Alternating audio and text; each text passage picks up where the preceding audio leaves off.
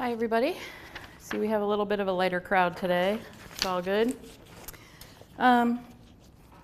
We had ended the last class, run out of time to do the two final calculations when we were checking all of those ranges for our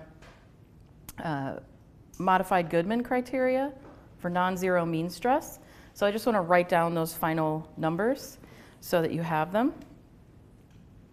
And so for region B,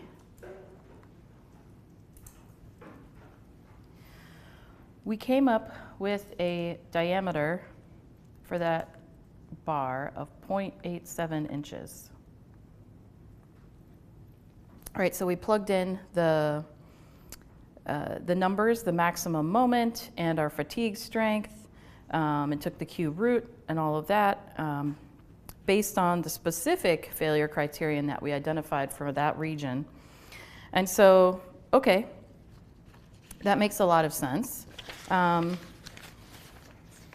just to refresh your memory, this is a bar diameter to provide a life of 5 times 10 to the 8 cycles with a specific cyclic moment applied. It's a 2024 T4 aluminum, and then we had some like ultimate strength, yield point, and the SN curve to help us out. So in region C,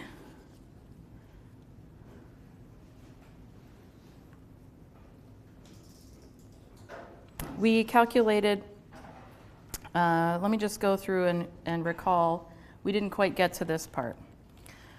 So we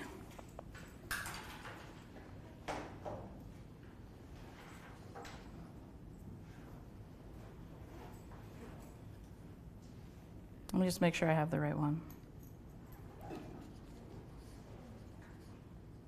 Okay, so in region C, if we go back to our equations, we could write a specific failure criterion like this.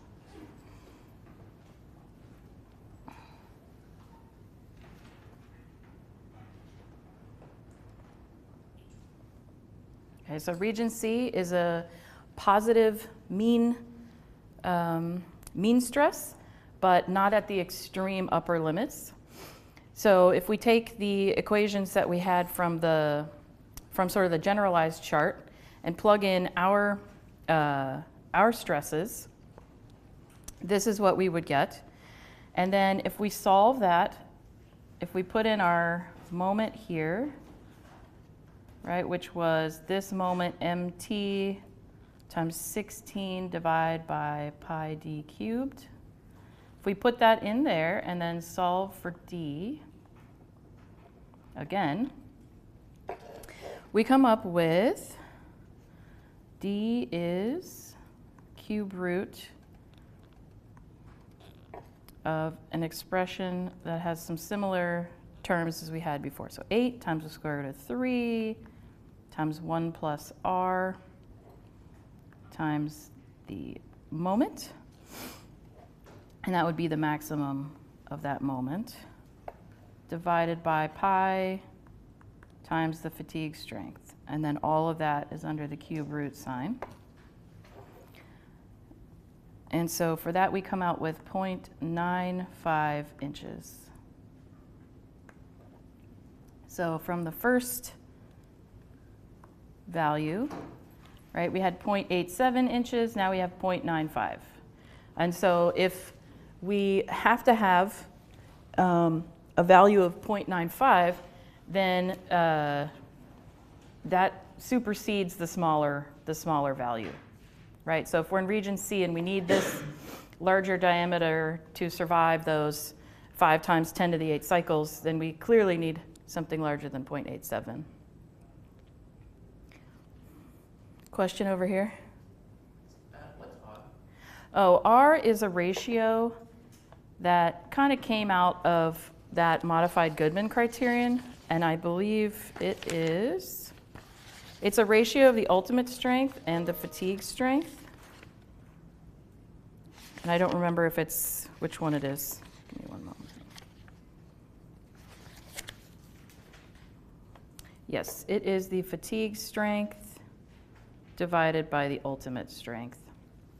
So it's a helper for kind of normalizing some of those parameters.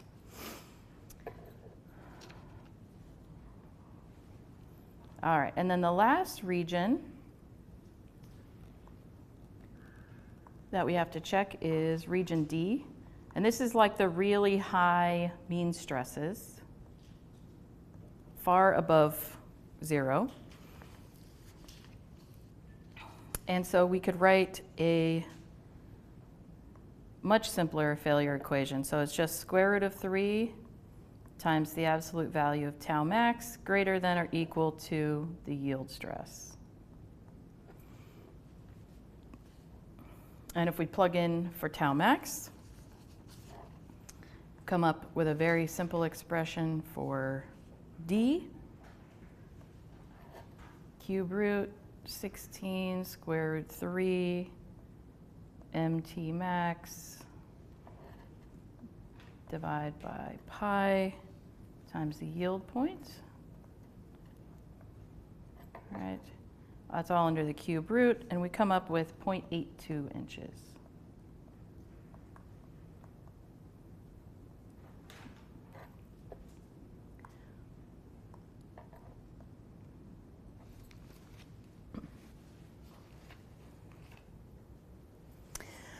So you can see that we checked all of the regions. We recognized that the equation for region A was nonsensical because things canceled out due to our situation of pure shear. But if we check all these other regions, we just choose the maximum one. So that's for region C. And the reason we needed to check all the regions is that we plotted the principal stresses in time. And the first principal stress had a mean value that was greater than 0. That was sigma 1. And the third principal stress was negative, and it had a negative mean stress. So we couldn't just choose the region based on that. So this is kind of the conclusion of that example problem. And I don't think, we're not going to go back and sort of read more into this. We're not going to say, because we chose region C, that means we don't have to consider sigma 3 or something like that. So we're not going to go back into it like that. We're just going to say we had to check all of the regions because of that. Okay. So that's kind of the discussion of multi-axial fatigue. And so you can use this as a starting point for your understanding and solving some of the problems that are in the book. The next thing that we're going to move on to is non-uniform loading. So that's kind of the point of today's lecture.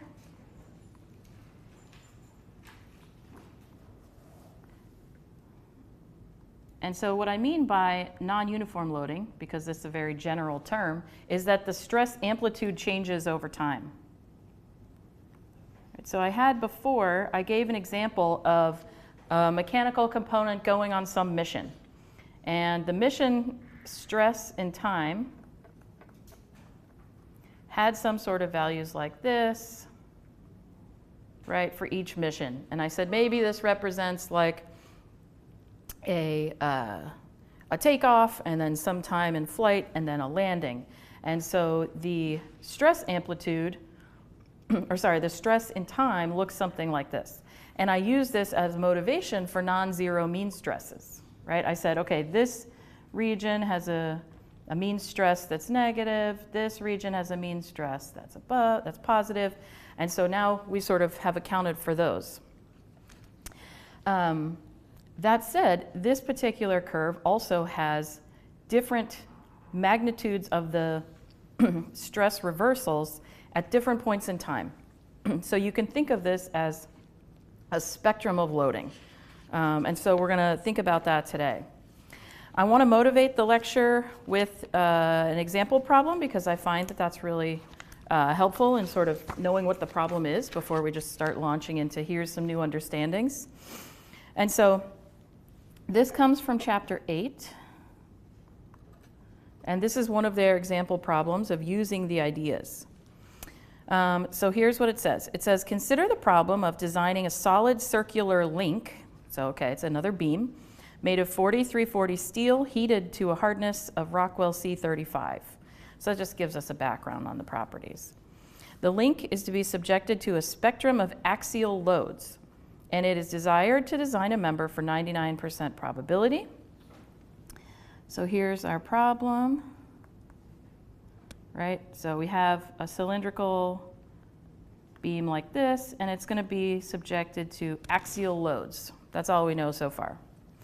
And we want to decide, right, once again, what should be the diameter of this bar to withstand to withstand its life.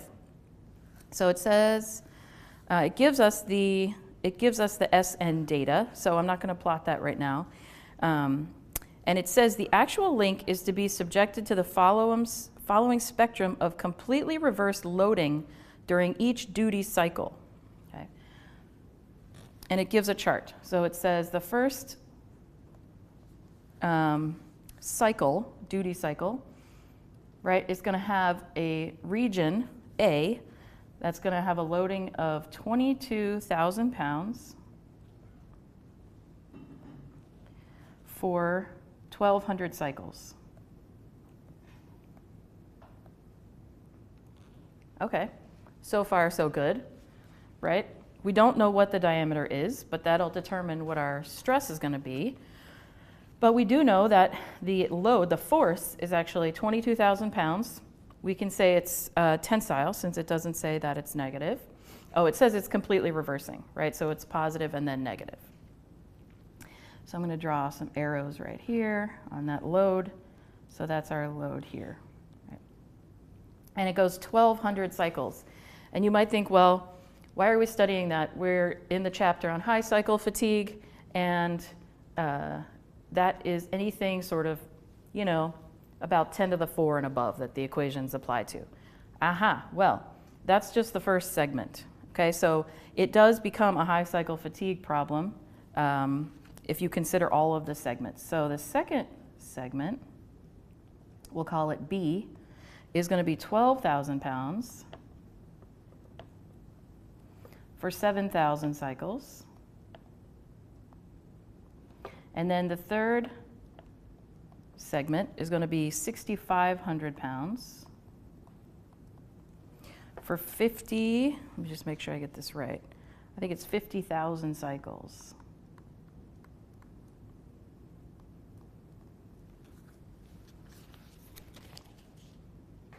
Yes. Okay. So this is a high cycle fatigue problem because we have many, many cycles, right? And I can tell you that the endurance limit, which we'll call like SE prime, keeping with our prior terminology, is 68 kpsi. So we can choose some diameters and then, see how they compare with that, and then look at the full SN curve for analysis. And it tells us that this duty cycle, so A, B, and C, is to repeated 3 times over the life of the bar. So that entire thing is going to happen 3 times. So it's going to be highest load, 1,200, moderate load, 7,000, lowest load, 50,000, then it's going to repeat. Highest load, 1,200, and then so on and so forth, 3 times.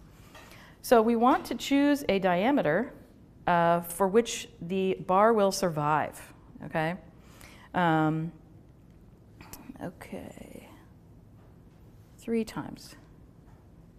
Okay, and we want to solve for that so that it's not over-designed, right? We're not just going to say, oh, we'll make it 1.5 inch diameter, right? So we want to solve for the smallest bar that can withstand all of these, all of this loading. And we're going to look at 3 different theories. The first one is this most simple, and it's called the Palmgren-Minor theory. So I'll go to the next slide.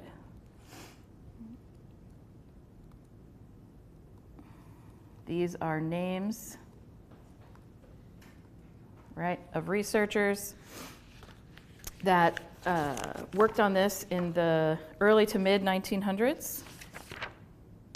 So Palmgren was the sort of originator of these studies, and he did and published in 1924, and then Miner in 1945. And Miner did a lot more detailed work on actually applying the theories. And so all of the theories that we're going to be talking about today is that fatigue damage builds up. So overall, fatigue damage builds up or accumulates.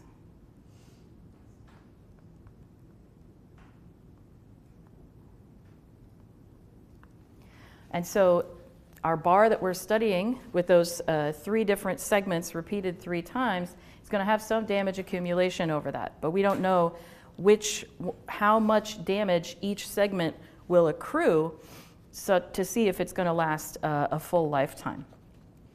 And so we're going to define something that says when total accumulated damage reaches a critical value, fatigue failure occurs. And so there are multiple theories about how damage accumulates based on the magnitudes of the stresses and when they're applied and for how long they're applied. And so the first thing that we're going to say, based on this overall fatigue damage accumulation, is that if we assign some damage metric, we can call it D, or a damage fraction, right? So we're going to say that the whole lifetime has a lifetime of 1 if it's normalized, so the damage fraction is D. And if we have enough fractional additions, we'll see if it surpasses 1, right? So we could say that for each segment, trying to write on here, okay, D1, if we sum up all of these fractions or segments, we'll say that failure is predicted to occur if they all add up and they surpass kind of this normalized lifetime of 1. Okay? And so that's just generally that fatigue damage accumulates. And so Palmgren and then Miner on top of that, their work is usually combined into this Palmgren-Miner hypothesis. And what their hypothesis said is that at a particular stress level, we'll call it SI, the damage fraction, right, is proportional to how many cycles we had at that stress divided by the fatigue, the number of cycles of life at that stress. Right, so if we go back and think about the SN curves, I don't know why I drew a negative on there, but if this is our SNP curve, right, so at some stress level, if I apply this number of cycles, we'll call that little n, right? Is that my computer? 1 second, noise is really bothering me.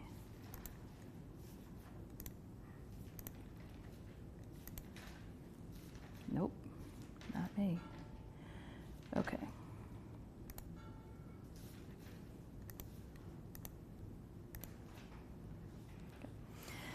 Then we can think about the expected life at that same stress level as being some capital N. And so that ratio of how many cycles we've had versus how many we could have at that stress level is the damage fraction at that stress level. And so then we can say that the damage fraction summation is not D1, D2, et cetera, but rather it's N1, right? The ratio of the n's, right, all the way up to n to the I divided by capital N to the I. So we changed our failure criterion to that. Or you can write it, right, using more math terms, right? You can do the summation of I don't know why they switch around so many variables on here. J equals 1 up to I of nj, big NJ, greater than or equal to 1, right? Failure would be predicted to occur. And this is a linear rule. So I'm going to draw it on the next slide. But it says that the fractions are linear. Okay. So let's go to here. Okay.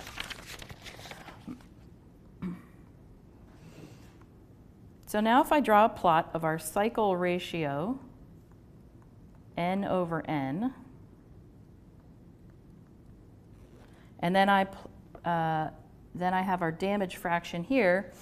The Palmgren-Minor theory is linear and says that this is a 1-to-1 ratio. Right, so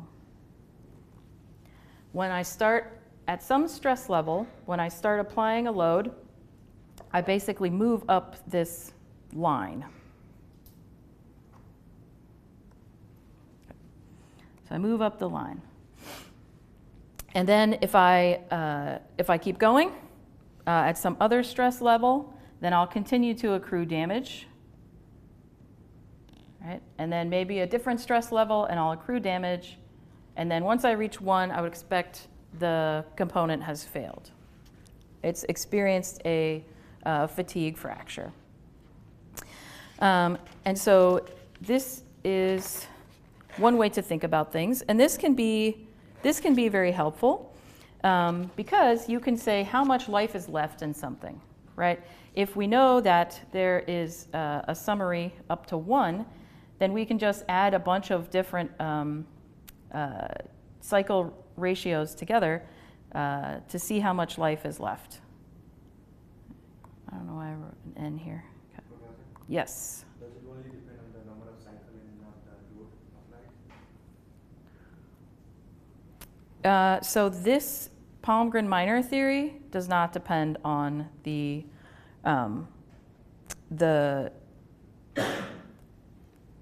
so you have to read, actually, so the question is, this only depends on the cycles and not on the stress applied.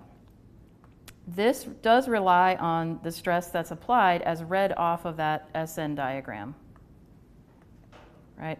So let's say we start out and we have a higher stress applied, right, at some number of cycles. So I'm going to call this S1 and N1. So we look at this curve and we say, okay, at S1, maybe that's my first segment here, I want to calculate how much damage out of a total lifetime has accrued. And so what I do is I go over to that point on the SN curve, right, and I'll define those two like that. And I'll say the damage for the first segment is equal to, at that stress level, right, N1 divided by capital N1. So I read off the curve. And now let's say I go to a lower stress level. Right, so let's call it S2. I'm just going to use my prior value that was here. And I go over, but I have fewer cycles there. So now I'm going to stop here at little n2. And the other n is way out here at n2 there. Right, so we just look at where those things intersect that SN curve. So then my damage ratio at 0.2 is going to be N2 over capital N2. So let's look at the relative ratios of these. So as I drew it, at the first stress level, S1, as I drew it, my damage ratio is pretty high, right? I mean, it depends on the axes and everything, but it looks like it's greater than 50%, right? So greater than 0.5. And then if I look at stress level 2, not only am I further along the SN curve, so it would last longer, but also the stress is lower. And so then my damage fraction there is going to be much lower, right? Like maybe, I don't know, 0.2 or something like that.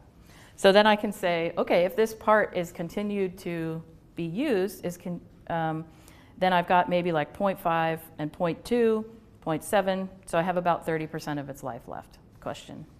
If the S is below the endurance limit, right? What N value will use? Because you will go to infinity. Correct. So we'll just remove that segment.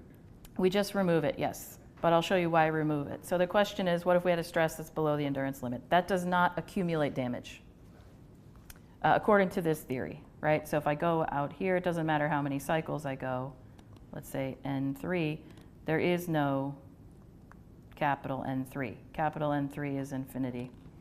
So if I calculate a damage ratio, D3 for that segment, it's going to be sum N3 divided by capital N3, which is going to be something divided by infinity, right? So that just goes to 0.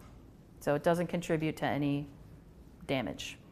So you may have segments of the loading spectrum that don't contribute to damage because according to this theory, they fall below the endurance limit, so it doesn't work. Okay. So this is the most simple and most useful theory, and it's still widely used, but it has a couple of weaknesses. And I'm going to identify 2 weaknesses. The first weakness is that it is agnostic to the order in which the stresses are applied.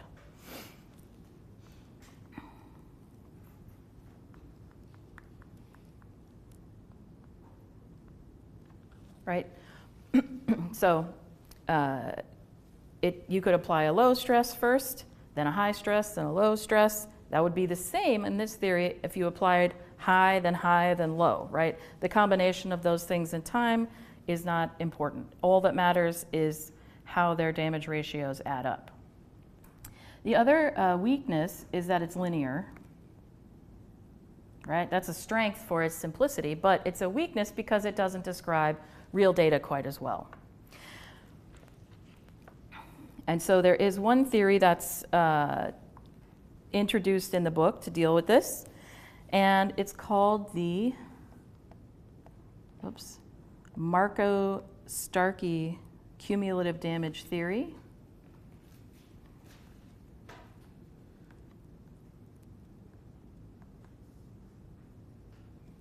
And what it says is that this relationship between the number of cycles, so N over N, and our damage ratio is not necessarily linear, and we're going to apply basically just a power law to describe that. So rather, you could describe it like this, right? So this is the linear one, the Palmgren-Minor hypothesis, right? And this would be the Markow-Starkey one, which has a power law. So it says that the damage fraction is the cycle ratio to some power m. And so the line, as I've drawn it here, right, has an m.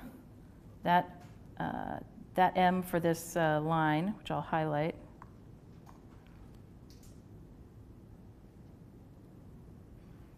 right, is something like 2 or 3.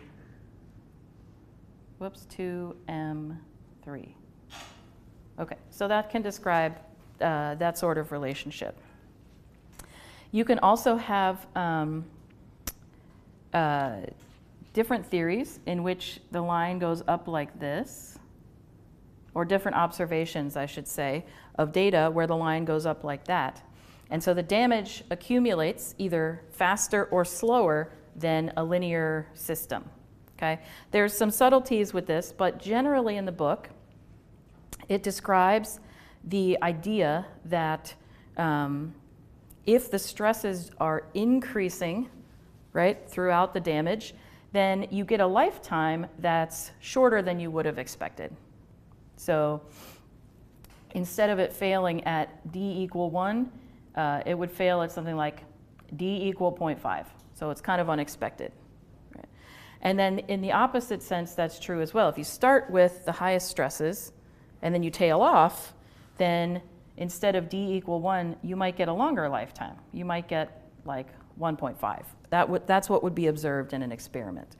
And so, as I said, there are some subtleties to this, and that law cannot be just sort of applied in a blanket type sense. But you can see how that represents a weakness of the Palmgren-Minor rule. So if we think about this plot here, we might say, well, what if I have different stress levels and they go up and down and up and down? How do I use this type of rule for that? Well, you would determine which relationship you have based on what stress level you have. So for example, at some stress level number 1, right, you would have some relationship with some power, call it M1, okay? And then you would follow that line. And then at your next stress level, you would have a different power relationship, so then you follow that line. Right, and all your different segments, and you keep going until you reach failure at the top, or D has gone all the way up to 1. And I'm going to draw that a little bit bigger on the next slide because I want to show it in a little bit more detail. Okay. So same plot.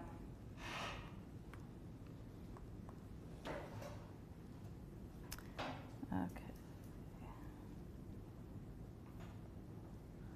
Draw some bananas here. Okay, there we go. That should go down to 0. Sorry about that. Shouldn't go below 0. Okay. So let's say that these are the curves for 4 different stress levels. Okay. So we'll maybe have like S1, S2, S3, S4. Okay? And we could say here that they fall in some kind of an order like this. S1 is the highest, S4 is the lowest. Okay? So let's say that this is what the data says for a particular material in different stress levels of loading. This is how the Markov-Starkey cumulative damage curves look. Okay, so I'm going to change colors here. So let's say that the first stress level we apply is going to be stress level 3. Okay, so S3 is our first stress. So we're going to start at 0, and then we're going to follow the S3 curve up to some number of cycles, right? And that's going to give us some ratio. Okay, so far so good. Now we're going to accumulate damage. So that's this D-axis, right? So far, we've accumulated after some phase, right, some damage there. And it's not a one-to-one with our ratio, but that's okay because we have the curves. But we have to follow along that horizontal line because we're going to build on our prior damage from that line. So now let's say we're going to load at stress level 1. So now we go to S1. We're going to follow back along this to the curve for S1 and then go up that curve. Now we have gone from sort of different loading fractions, right, down here. But we have built up a little bit more damage, right? And I'll say that's our damage from the second segment. Let's call it damage B. And now let's say we go to loading level 4, right? We can do this sort of all day long, right? We go back and forth between these different levels. Now we apply that many cycles at stress level 4, right? We can go back to 3, and then we can do 4, then we can do 3, you know, then we go like, I don't know, then we go 2. So 4, 3, 2, go horizontal, and then maybe we just do a bunch of cycles at stress level 2. And so we've navigated this set of curves by moving horizontally between them so that each level of damage we get to continues to rise until we get to damage equal 1, in which case we would expect a fatigue failure, or something did have a fatigue failure. So this is one way that you can take and apply this law. And so you have to calculate now the damage ratio, or sorry, yeah, the damage ratio at each of these. And so if we have an equation for each of these lines, we have to calculate what is the change, right, in damage over some region of this cycle ratio on the bottom, n over n, okay? So when I was looking at this, I noted that the damage is actually a change, sort of a change in damage, right? And so all of our damage is going to be the sum, if we go with our prior nomenclature, is going to be the sum from j equal 1 up to I of the kind of the end ratio of those two things, right, to some power. And this is all j, minus the starting value of when you started those cycles. Sorry, it's very messy here. MJJ. So we basically just have to consider each segment along the x-axis and then how it applies to the y-axis. I just don't want you to make the mistake of going all the way back to 0 each time, right? So we have to add up those y-axis differences, which come from a difference along the x-axis of many different functions between two points on the domain, which then subsequently add up. Okay. So that's the modified. It's kind of like the Palmgren minor theory, but it's modified to be nonlinear. Okay. So let's think back to our to the problem that we first identified now, and we'll just use the linear Palmgren minor to calculate a diameter for that problem. So we had axial loading, and we had all of those stages, the A, the B, and the C. And if we draw it out, I thought this would be helpful just to visualize it. So if we draw it out in time, we'll have time, and then we'll have these, I'm going to call it just the load for now because we don't know what the stresses are. But it's a fully reversing load, and it has the highest load for about 1,200 cycles, right? So we could draw something like this, where this would be that 1,200 cycles. And then we had about half that load for another 7,000, right? So this is kind of discontinuous. I'm just going to draw 3 dots there. So we have about half that, right? But for longer, right? So about 7,000. And then we had about even half that load for 50,000 cycles, right? So then we have this, right? All the way out like to 50,000 cycles. All right. So if you are a visual thinker like me, then this whole loading spectrum repeats 3 times. You have PA, PB, and PC. Okay. So we have to use the SN curve to do this. So I'm just going to draw sort of a sketch of it here with some magnitudes on there. The endurance limit, we'll call it, that's not the right place to put that. This is N on a log scale, right? And if I draw something like this, then our endurance limit, I'm going to call it E naught, is 68 kpsi, and that happens at around, I'm going to call it 2 times 10 to the 6 maybe cycles, just based on what I'm seeing here on the plot. And then it goes up, so that would be 68 here, and then it goes up to 168, okay, right about here, and that's at 10 to the 3rd cycles. And so in between, there are a bunch of intermediate values. And so we know that our stresses need to be kind of below 168. Okay. And so we're going to first look at this, this damage accumulation linear theory, but we don't know what the diameter is, and subsequently we don't know what the cross-sectional area is, and so we can't actually calculate the stress yet. And so we are going to use sort of an iterative way of doing this, where we just choose a cross-sectional area, and then we give like a first pass calculation at the stresses. Okay. So I'm going to do that on the next slide.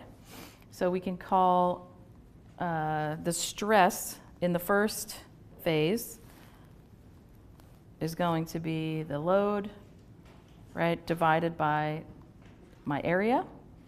And let's choose an area of 0.2 square inches squared.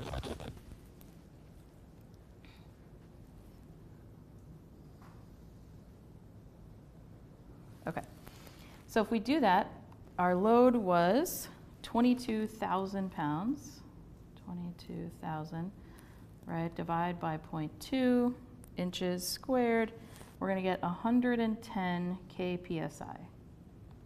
So we're above the endurance limit, but below our ultimate strength. And that's for 1,200 cycles. And then we could calculate the same thing for second segment, segment B stress. So that's 12,000 divided by 0.2, right, or 60 kpsi. And then segment 3, PC over A, 6,500 divided by 0.2, 32,500 psi, or 32.5 kpsi.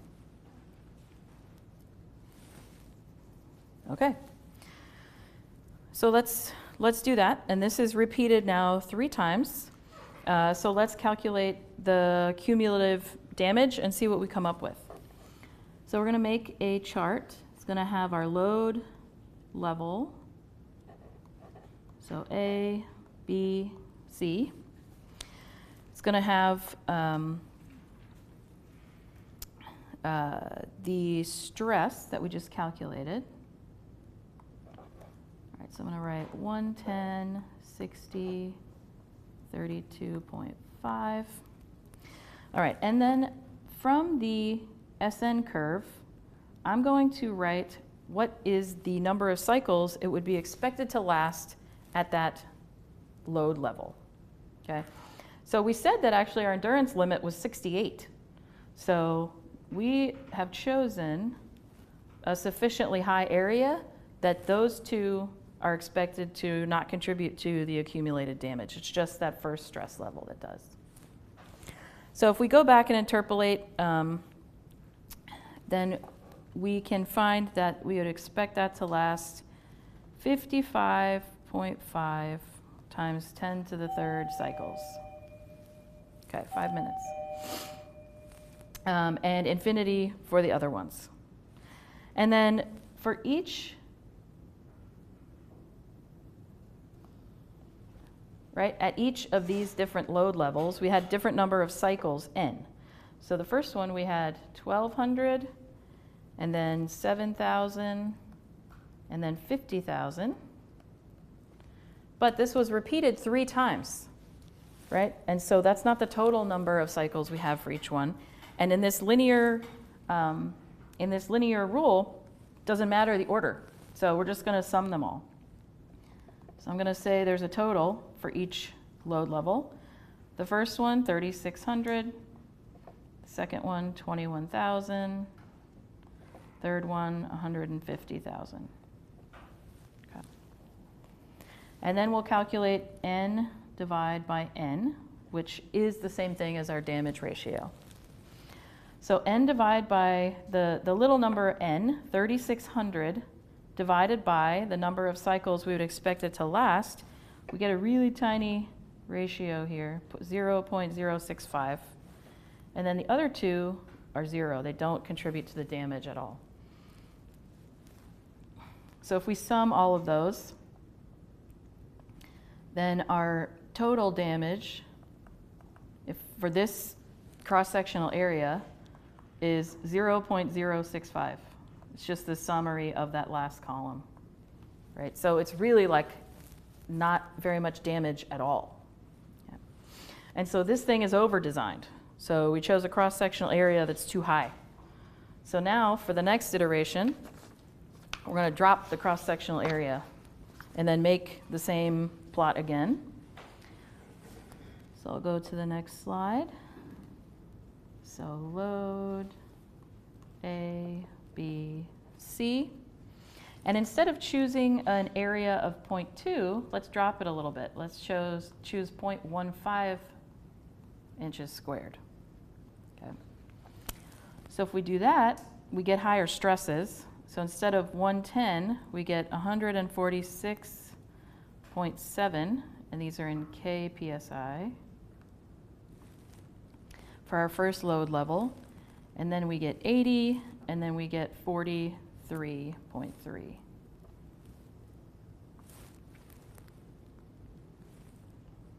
Okay.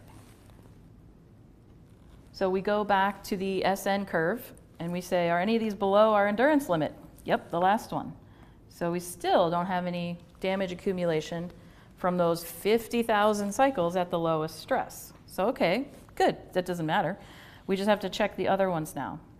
So if I look at the number of cycles, this would be expected to last on the SN curve. At the stress level of 146.7, this would be expected to last 4,500 cycles.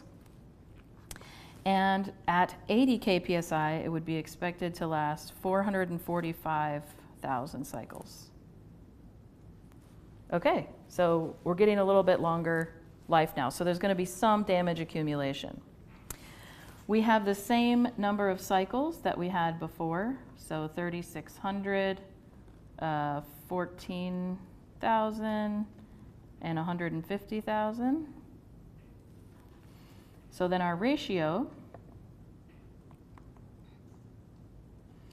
right, is 0 for the third segment still. It's about 0.05 for the second segment. And the first segment is now 0.8, right? So 3,600 divided by 4,500 is pretty high. So now we're at 0.85. So that's closer to 1, but it's not all the way there. So we could continue to drop the area slightly and then try to hit a value of the summary of all the damage is equal to 1. And that would be the minimum cross-sectional area that we could use, and then we could calculate a diameter from that in order to withstand these kinds of cyclic loads. Okay, so we're going to end the first lecture there, and then we'll have like a 10-minute break, and then we'll pick back up and yeah, continue on and learn about the second cumulative or third cumulative damage theory. All right, thanks.